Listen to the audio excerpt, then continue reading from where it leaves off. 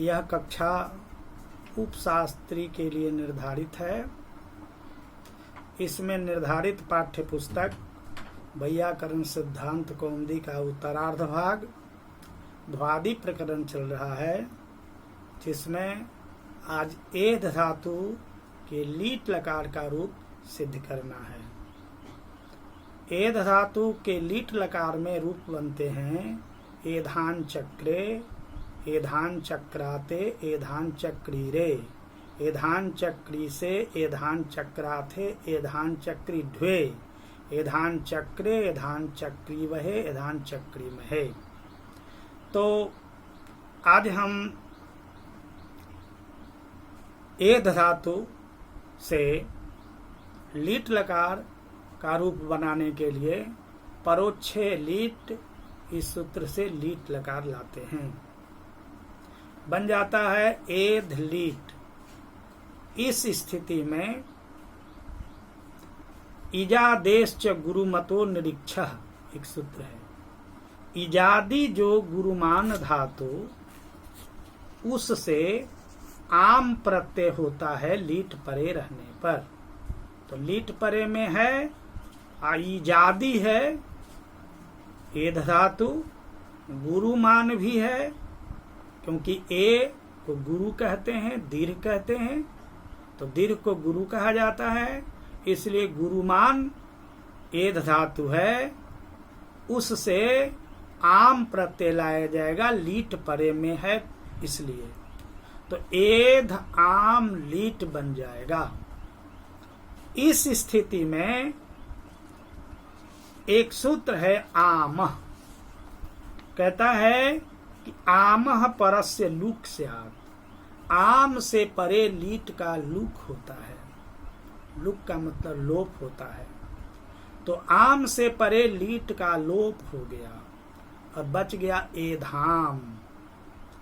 ऐसी स्थिति में कृंचानुप्रयुज्यते लिटि, प्रयुज्यते लिटि, इस सूत्र से आमंत जो धातु आम जिसके अंत में हो, तो यहाँ एधाम हो गया है, आम अंत में है, तो आम जिस धातु के अंत में हो उससे लीट परक क्री भू और अस का अनुप्रयोग होता है।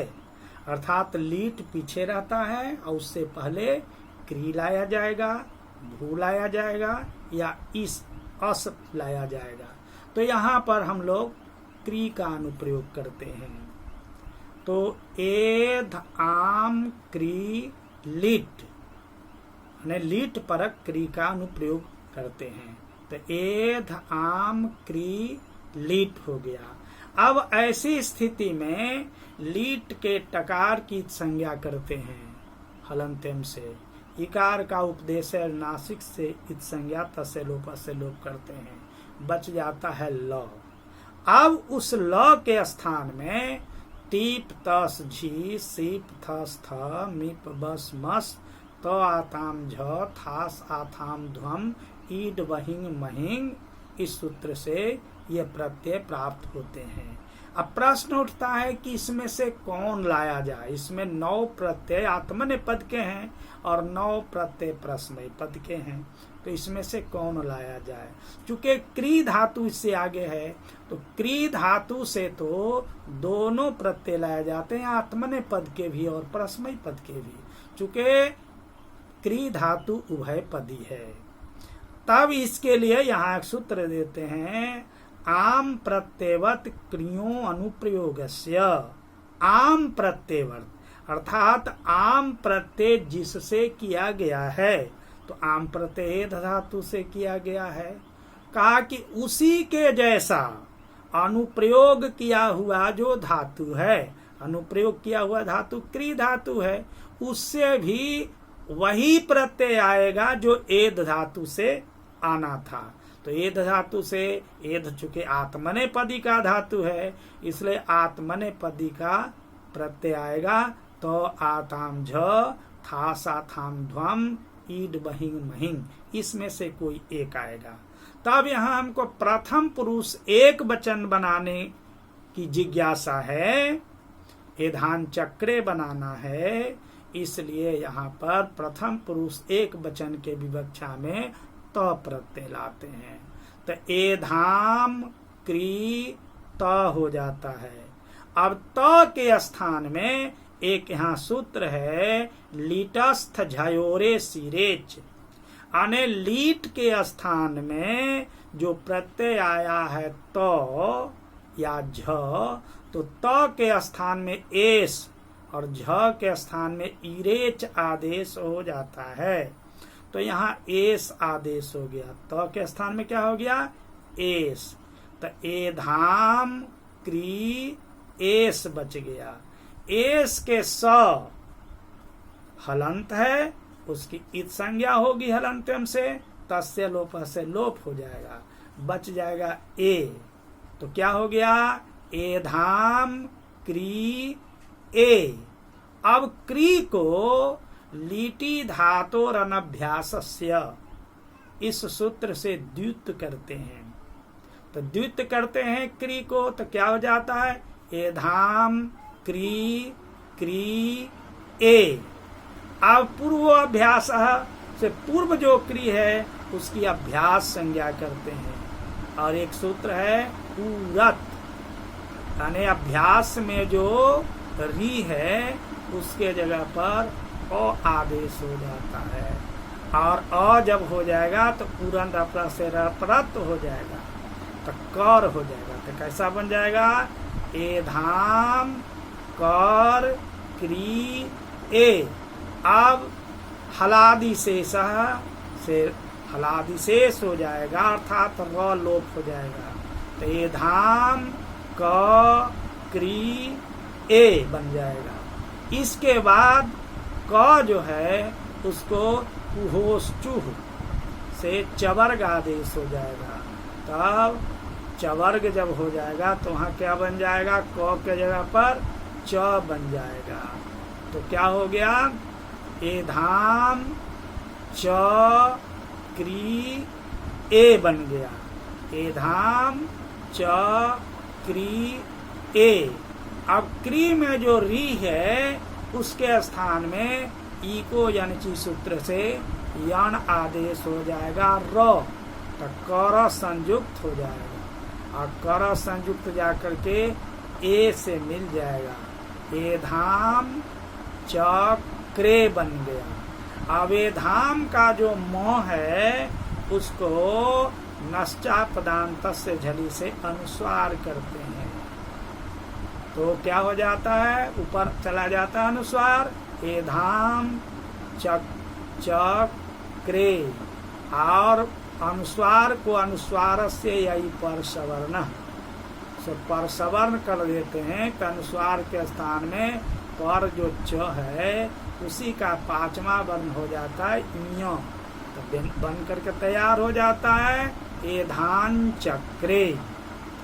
इस तरह प्रथम पुरुष के एक वचन में एद धातु के लीट लकार का रूप एधान चक्रे बन जाता है। अब द्विवचन की विवक्षा यदि होती है तो सब प्रक्रिया पूर्ववत होगी। एधान चक्री इतना समझ लीजिए, और प्रत्यय लाए हैं आताम। एधाम चक्री आताम। आताम में चूंकि टीत लकार है इसलिए टीत आत्मने पदानाम टेरे से आताम का जो आम है लास्ट में उसके स्थान में ए आदेश हो गया। तो एधाम चक्री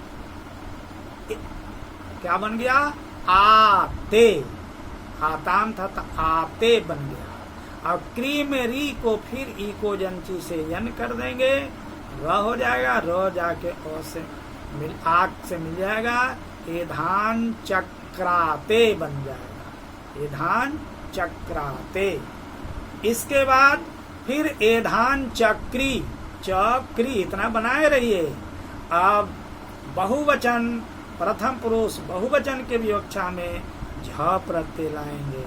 अब झ के स्थान में लिटस्थ झयोरे सिरेच, इस सूत्र से इरेच आदेश हो जाएगा, झ के स्थान में इरेच आदेश हो जाएगा। तेधान चक्री इरेच, इरेच में च हलंत्यम सहित संज्ञा, तस्य लोप हो जाएगा। क्या बचाएगा? ई रे, ये धान इरेच था, ईरे बच गया। अब ईरे जो है उसके परे रहते चक्री, क्री के री को यन कर देंगे तो कर संयुक्त हो जाएगा, ईरे से मिल जाएगा, ये धान चक्री रे बन जाएगा। उसी तरह से मध्यम पुरुष एक वचन की विवक्षा जब होगी तब थास प्रत्यय लाएंगे। तो ए धान चक्री, इतना बनाइए पूर्व प्रक्रिया के अनुसार, ए धान चक्री था, क्या लाए हैं पर थास प्रत्यय लाए, तो आताम झ थास।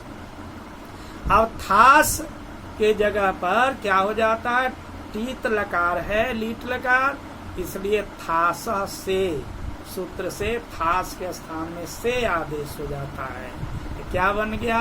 ये धान चक्री, चक्री से, ये धान चक्री से। अब क्री है, ये धान चक्री से। अब यहाँ पर स की आर्धातुक संज्ञा हो जाएगी। उसके बाद क्या होगा? ईट के आगम होगा, आर्धातुक का सेठ बला दे से ईट के आगम करेंगे। तो ईट के आगम जब करेंगे तो ईट का ट लोप हो जाएगा। ये धान चक्री ई से। अब चक्री में री जो है उसका जन र हो जाएगा, और र होकर के ई से मिल जाएगा, ये धान चक्री से, ये धान चक्री से। अब उस चक्री से का जो स है वो दंत स है, उसको क्या करेंगे? आदेश प्रत्ययो हो, इस सूत्र से क्या करेंगे? मूर्धन्यादेश कर देंगे, ये धान चक्री से बन जाएगा। यहाँ ये धान चक्री से। यहाँ एक बात ध्यान देना है, ईट का आगम नहीं होगा, सीधे चक्री रहेगा। खासा से हुआ है, और क्री में जो री है उससे परे स, तो मूर्धन्य आदेश हो जाएगा आदेश प्रत्यय से, तो ये धान चक्री से बन जाएगा। इसी तरह से ये धान चक्राथे बनाना है। मध्यम पुरुष द्विवचन की विवक्षा में ये धान चक्री आथाम प्रत्यय हो गया। आथाम में आथाम, थ के बाद जो आम है उसके स्थान में टीतात्मने पदानाम टेढ़े, इस सूत्र से एक हो जाएगा। तेधाम चक्री आथे, ये धाम चक्री आथे। अब क्री को ई को जन से जन करेंगे, कर संयुक्त जाके आथे के आ से मिलेगा, ये धान चक्राथे बन जाएगा, ये धान चक्राथे। उसी तरह से ये धान चक्री ढ्वे बनेगा। ये धान चक्री ढ्वे कैसे बनेगा? तो ये धान चक्री बना हुआ है, और मध्यम पुरुष बहुवचन के विवक्षा में ध्वम प्रत्यय लाएंगे। ये धाम चक्री ध्वम, ध्वम में अम भाग टी है, उसका टी तात्मने पदानाम टेरे से एत हो जाएगा, तो ये धाम चक्री ध्वे बन गया। अब इसके बाद में चक्री में री है, ध्वे है, तो यहाँ इना सी ध्वम लुंग लिटाम ध्वंगात, कहता है इनंत अंग से परे जो सी ध्व लुंग और लिट संबंधी, तो यहाँ लिट संबंधी है, तो उसके स्थान में ध के स्थान में ध हो जाएगा। तो ध्व जो आधा ध है उसके वजह पर आधा ढ होगा, तो ध्वे बन गया। ये धान चक्री ध्वे, क्या बन गया? ये धान चक्री ध्वे। अब उत्तम पुरुष एक वचन की विवक्षा जब होगी, उत्तम पुरुष एक वचन जब बनाना चाहेंगे तब यहाँ कौन प्रत्यय लाएंगे? ईड प्रत्यय लाएंगे। तेधान चक्री ईड, ईड में ड लोप हो जाता है, ई बचता है और ई को टित आत्मने पदानाम तेरे से एत कर देते हैं, तो ई के स्थान पर ए हो जाता है। एधान चक्री ए। अब क्री का जो री है ई को जन से जन करते हैं, यन करने पर र होता है और कर संयुक्त जाकर के ए से मिल जाता है, एधान चक्रे बन जाता है, एधान चक्रे।